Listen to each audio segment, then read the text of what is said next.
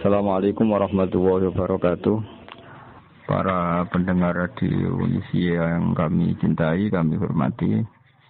Mari mengkaji ayat-ayat yang diterjemahkan oleh Universitas Islam Indonesia. Baiklah, kita meneruskan ayat-ayat kemarin dan kita tidak akan bosan mengulang-ulang ayat yang masih kita butuhkan penjelasannya. Kita mulai sekarang dari ayat atau kajian ayat 23 surat Al-Baqarah. A'udzubillahi minasyaitonirrajim. Wa in kuntum fi raibin mimma nazzalna 'ala 'abdina fa'tu bi suratin min mithlih wad'u syuhada'akum min dunillahi in kuntum shadiqin. Di terjemahan UI dijelaskan, jika kalian masih ragu tentang kebenaran wahyu yang kami turunkan kepada hamba kami, buatlah satu surat saja yang sepadan dan panggillah seluruh penolongmu selain Allah, bila tuduhanmu benar. Logika umumnya adalah bahwa mereka ini menuduh Al-Quran karangan Muhammad, dan mereka yakin betul Muhammad hanyalah seorang manusia. Normalnya kalau betul Muhammad seorang manusia dan bisa mengarang Al-Quran, mereka yang mengklaim mereka lebih cerdas, lebih pintar, lebih terpelajar, harusnya bisa ngarang Al-Quran. Dan Al-Quran menantang mereka cukup satu surat saja yang menandingi Al-Quran. Tapi apa faktanya? Mereka tidak mampu. Sampai Rasulullah wafat pun mereka tidak mampu. Sampai sekarang pun mereka tidak mampu. Harusnya yang demikian menjadi satu keyakinan atau kesimpulan bahwa Al-Quran memang kalamullah, kalam Allah, yang tidak bisa ditandingi oleh kalam manapun dan tidak akan tertandingi oleh karangan manusia apapun. Berikut beberapa cerita tentang naifnya mereka, ironisnya mereka. Saat mereka benar-benar sering kumpul dan rapat dan memutuskan ingin menandingi Al-Quran, mereka tidak mampu. Sampai menyewa orang yang bernama Musailamah. Oleh Islam, Musailamah ini disebut Musailamah Al-Kadzab, dia pendusta, dia pembohong. Setelah disewa ternyata apa? Mereka hanya minta 1-2 surat yang mirip Al-Quran. Misalnya begini, Al-Quran adalah wahyu Allah yang diantara yang diturunkan adalah surat Al-Fil. Alam taro kaifa fa'ala rabbuka bi ashabil fil. Alam yaj'al kaidahum fi tadlil wa arsala 'alaihim tayran ababil. Tarmihim bihijaratin min sijil faja'alahum ka'asfin ma'kul.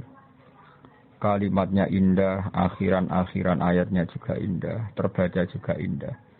Kualitas maknanya juga luar biasa, bahwa adalah fakta bangsa Arab sebelum kelahiran Nabi dalam waktu dekat, ada prahara besar yang dialami penduduk Mekah, yaitu bahwa Abraha ingin merobohkan Ka'bah. Singkat cerita, Abraha ini adalah raja yang cerdas. Dia tahu bahwa Ka'bah adalah sumber ekonomi karena didatangi berbagai pihak. Dan itu artinya jadi wisata religi yang menghasilkan uang. Abraha berpikir ingin bikin Ka'bah di Yaman yang kira-kira mendatangkan wisatawan juga yang nanti berakibat kebaikan secara ekonomi atau secara finansial. Singkat cerita, setelah dia bikin, ada orang Quraisy nggak terima, sampai buang air besar di situ. Kemudian ini sangat bikin marah Abraha dan dia bersumpah akan menghancurkan Ka'bah. Setelah bersumpah mau menghancurkan Ka'bah, dia datang ke sana dengan pasukan gajah yang terkenal, yang melegenda dalam sejarah Mekah, sejarah Ka'bah. Ketika sudah mendekati Ka'bah, singkat cerita, gajah-gajah mereka yang hendak merobohkan Ka'bah, kalau diarahkan ke sana enggak mau. Tapi kalau diajak pulang, mau. Setiap mau diarahkan lagi ke Ka'bah, enggak mau. Setiap diajak pulang, mau. Sehingga ini jadi peristiwa besar. Kemudian Abraham memaksakan tetap mau menghancurkan Ka'bah. Kenapa redaksinya alam taro? Bukankah kamu melihat? Berikut pendengar saya kutip sebagian sejarah pokok di sini. Tentu saat itu yang Sayyidul Qaumi, tuan daripada yang dipertuan besar di Mekah, di kampung Quraisy atau suku Quraisy adalah Sayyid Abdul Muthalib. Dia adalah mbah kandung Rasulullah Shallallahu Alaihi Wasallam, Muhammad bin Abdullah bin Abdul Muthalib. Abraha sebagai seorang raja, dia relatif berperadaban. Dia tanya, kalau saya mau menghancurkan Ka'bah, siapa yang harus saya temui? Kata masyarakat, ya Abdul Muthalib Sayyidu Hadal Wadi. Abdul Muthalib dia adalah pemimpin di sini. Tapi sebelum itu Abraha adalah merampas sekian unta dari kampung Quraisy, termasuk untanya Abdul Muthalib yang kurang lebih sampai jumlahnya 100 unta. Itu lazim dalam penjajahan dulu, mesti merampas harta-harta daerah yang dijajah. Setelah Abdul Muthalib didatangkan, Abdul Muthalib itu orangnya wibawa sekali. Dia punya karisma yang luar biasa.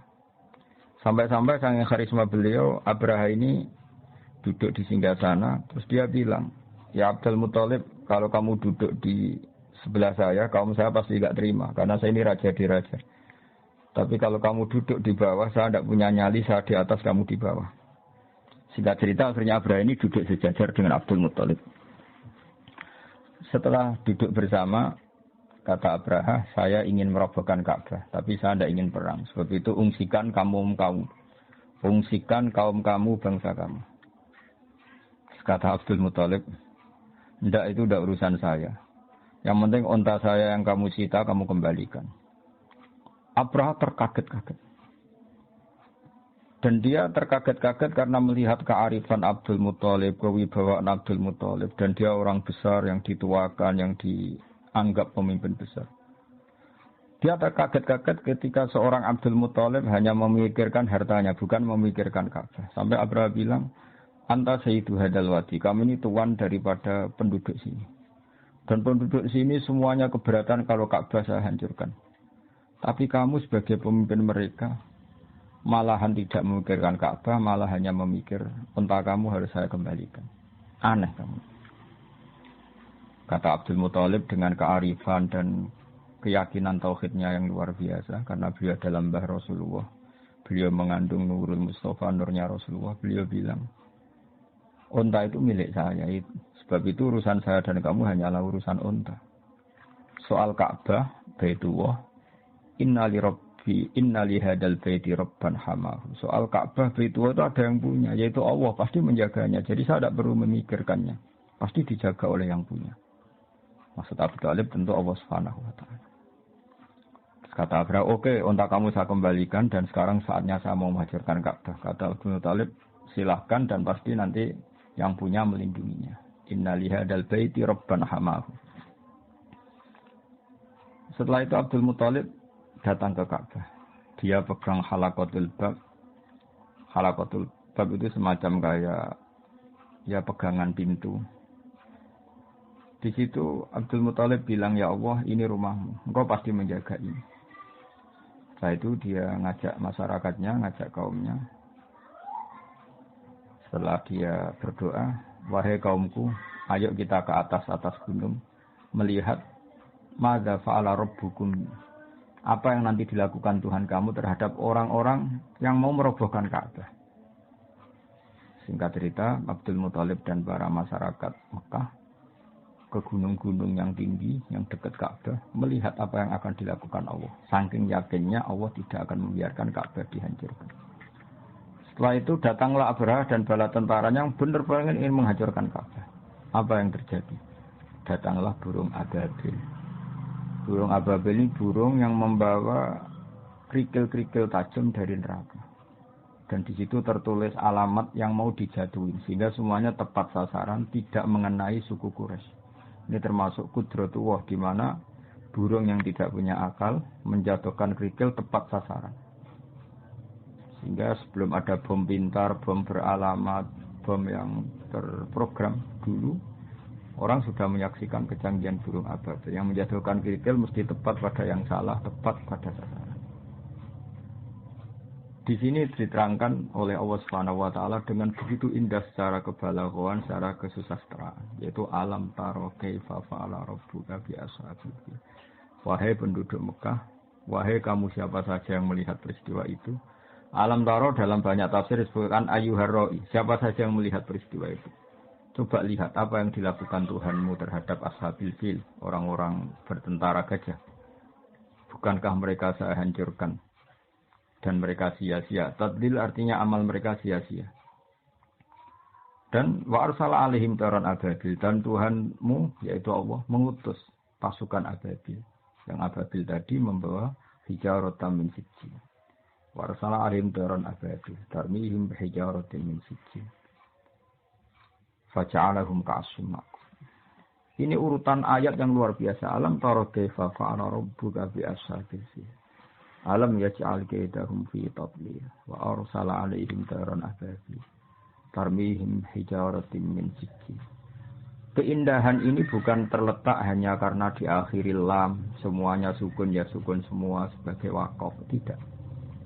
Tapi kualitas kesejarahan yang begitu dijelaskan detail dan faktual, yaitu nyata-nyata ada yang melihat, bersaksi melihat alam taro, dan mereka benar-benar taro melihat. Benar-benar ada pasukan gajah disebut ashabil fil. Benar-benar ada burung yang bernama ababil. Benar-benar ada batu kecil yang benar-benar min sijil. Semuanya diredaksikan begitu indah. Dan faktual memang itu nyata. Sehingga orang-orang Quraisy ketika dengar ayat itu enggak berkutik. Betapa Quran itu indah dan enggak mungkin tertandingi. Kesejarahnya kena, bahasanya kena, keindahan pendengarannya kena. Karena mereka tidak mampu, dan ditantang oleh Allah, silahkan tandingi yang seperti ini. Disewalah Musailamah Al-Kadzdzab untuk menandingi yang semacam surat ini. Apa yang terjadi? Musailamah datang. Dia ngomong sekenanya saja. Sampai si penyewanya itu kecewa semua. Dia malah cerita, Al-filu mal-fil wa ma adraka mal-fil lahu khurtumun tawil wa dhailuhu qasir. Dia menandingi surat ini dengan kata-kata yang sama sekali tidak ada maknanya dan tidak punya kualitas apapun. Dia hanya ingin berakhiran lam, terus kedengaran kayak mirip. Tapi sama sekali tidak menunjuk makna yang luar biasa. Bahkan terkesan hadayan itu kayak omongan orang yang setengah gila, setengah tidak waras. Dia hanya cerita yang maknanya al-filu mal-fil. Kamu tahu gajah. Gajah itu apa? Gajah adalah hewan lahu khurtumun tawil. Dia punya belalai panjang. Wadailuhu qasir, tapi dia ekornya pendek dan sebagainya. Dia hanya ingin berakhiran dengan lam dan menjelaskan sesuatu yang enggak penting sama sekali. Sehingga sampai para ulama bilang kami itu gila, kami itu pendusta. Sehingga disebut Musailamah Al-Kadzdzab. Ini pelajaran bagi kita bahwa Al-Quran adalah kalamullah dan siap diadu secara ilmiah. Saking siapnya sampai Quran bilang faktu. Kalau kamu enggak percaya dengan Quran ini adalah wahyu dari Allah, faktu. Maka datangkanlah di surat ini. Kamu enggak apa-apa ngarang Quran asal kualitasnya sama, kebahasaannya sama, faktual sejarahnya sama, rohnya sama. Tentu mereka tidak akan mampu. Ketika nyata-nyata mereka tidak mampu, Allah sangat baik masih memanggil mereka fa'illam taf'alu walan taf'alu fattakun nar. Jika kamu tidak bisa melakukan itu dan memang tidak akan mampu walan taf'alu fattakun nar, kamu sebagai manusia harus takutlah masuk neraka. Yang neraka itu saking panasnya waquduhan nas wal hijarah. Yang menjadi alat atau materi bahan bakarnya adalah manusia dan batu. Di sini kata ulama dikatakan batu-batu besar yang normalnya tidak nyala menjadi nyala. Itu bukti saking panasnya neraka. Sampai batu yang dimasukkan pun akan menjadi nyala. Kalau neraka tidak panas-panas amat, tentu batu-batu besar itu tidak akan menjadi api. Tapi saking panasnya keadaan neraka sampai batu-batu besar pun setelah dimasukkan menjadi bahan bakar, menjadi nyala dan menjadi bahan bakar. Iddas lil kafirin. Tentu neraka itu dipersiapkan bagi mereka yang mengingkari kebenaran, mengingkari Allah dan Rasul dan kebenaran Quran. Dan sudah menjadi tradisi Allah Subhanahu wa taala setelah menerangkan orang-orang kafir, kemudian ayat diteruskan dengan menerangkan orang-orang mukmin. Wa basyiril ladzina amanu wa 'amilus shalihati anna lahum jannatin tajri min tahtihal anhar. Sampaikan kabar gembira kepada mereka yang beriman dan beramal saleh bahwa bagi mereka surga-surga yang dihiasi oleh sungai-sungai yang mengalir. Kullama rusiku minha min samaratir rizqan qalu hadzal ladzi ruziqna min qablu wa utubihi mutasyabihan. Setiap mendapat rezeki buah-buahan surga, mereka mengatakan rezeki ini pula yang telah diberikan kepada kami sebelumnya. Wa utubihi mutasyabihan, mereka mendapat rezeki yang serupa. Walahum fiha azwajum mutahharatu wa hum fiha khalidun. Mereka juga diberi jodoh-jodoh yang serba suci dan mereka kekal di sana. Orang-orang iman di Al-Quran seringnya dibarengi dengan wa'amil sholihat, iman dan perilakunya soleh. Tentu ini penting sekali karena iman adalah bukti kita hidup, iman akan wujudnya Allah. Iman bahwa pencipta langit adalah Allah. Tentu konsekuensinya juga harus iman bahwa Allah ini punya aturan. Karena Allah adalah zat yang memerintahkan kebaikan, maka kita yang mukmin harus bercirikan melakukan kebaikan. Allah sebagai pengatur alam tentu melarang segala jenis kerusakan dan kezaliman. Kita pun ingin menghindari sejauh mungkin kerusakan dan kezaliman. Sebab itu kita tidak boleh mendewa-dewakan iman saja karena di Al-Quran seringnya kata iman dibarengi dengan kata wa'amil sholihat dan berperilaku yang baik-baik. Para pendengar yang kami hormati, perilaku baik-baik ini yang akhirnya bisa menjaga alam raya. Betapa rusaknya alam ini kalau kita atau manusianya berbuat dolim. Betapa kacaunya sistem sosial, kacaunya tata surya, kacaunya apa saja. Bumi bisa dihancurkan lewat bom atom. Manusia bisa dihancurkan oleh narkoba. Konflik tidak disulut karena banyak orang yang berselingkuh, banyak orang yang mengambil haknya orang lain, istrinya orang lain sekenanya. Betapa rusaknya ini. Sehingga saking kacaunya kezaliman, Allah berfirman, Tuharal fasadu fil barri wal fahri bima kasabat aydin nas. Kalau ada kerusakan di mana saja, baik lautan maupun di daratan, semua pasti karena ulah manusia. Sebab itu, kita yang mukmin harus berperilaku yang soleh. Soleh itu dari makna sesuatu yang pantas, yang layak. Baik layak secara agama, layak secara etika publik, maupun layak dengan alam. Artinya kita berperilaku sesuatu yang alam itu tidak menolak perilaku kita. Misalnya kita tidak bikin pencemaran, tidak bikin kerusakan di bumi dengan bom atom, dengan zat-zat kimia yang merusak alam, dan sebagainya, dan sebagainya. Sebab dalam bahasa Arab, solihun masoluhalise, sesuatu yang layak disebut soleh. Sehingga kita sebagai mukmin harus melakukan suatu amalan solihan. Baik yang hubungannya dengan Allah disebut ibadah mahdhah, kayak kita sholat, kita sujud, kita puasa. Maupun yang berhubungan dengan sama-sama manusia, sama-sama makhluk. Kita baik sama orang tua, keluarga, teman, anak. Dan tentu juga harus baik dengan alam. Kita tidak merusak alam ini dengan bom atom, dengan kimia yang tidak pada tempatnya, tidak merusak dengan pencemaran. Bayangkan misalnya air yang menjadi sumber kehidupan, kemudian diracuni oleh kimia-kimia yang membahayakan. Kita semua akan mati karena nggak ada sumber kehidupan, karena airnya tercemari oleh limbah, oleh sesuatu yang madarat yang membahayakan.